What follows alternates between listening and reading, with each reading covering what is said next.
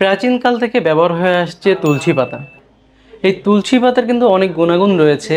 বিশেষজ্ঞদের মতে সুস্থ থাকতে প্রতিদিন একটি করে তুলসী পাতা খাওয়া দরকার।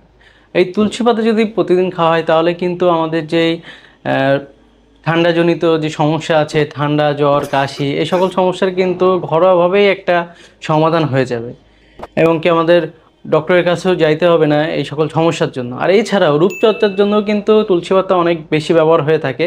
আর এই তুলসী পাতা যদি খাওয়া হয় তাহলে কিন্তু আমাদের শরীরের যে রক্তও কিন্তু পরিষ্কার হবে এবং শরীরের রোগ প্রতিরোধ ক্ষমতাও কিন্তু বৃদ্ধি পাবে এই তুলসী পাতার মাধ্যমে। আর তুলসী পাতা কিন্তু বিভিন্নভাবে খাওয়া যায়। অনেকে এটা হচ্ছে তুলসীর রস করে খায়, অনেকে চার মধ্যে দিয়ে খায়, অনেকে হচ্ছে গরম পানির মধ্যে দিয়েও গরম পানিটা খেয়ে নেয়। তো বিভিন্নভাবে এটা খাওয়া যায়। আপনার যদি এই সকল সমস্যা থেকে থাকে তাহলে কিন্তু আপনি যে কোনো একটা পদ্ধতি অবলম্বন করে এটি কিন্তু খেতে পারবেন।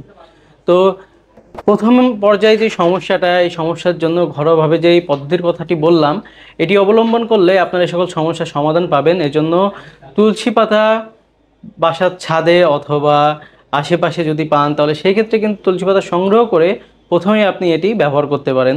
ধন্যবাদ।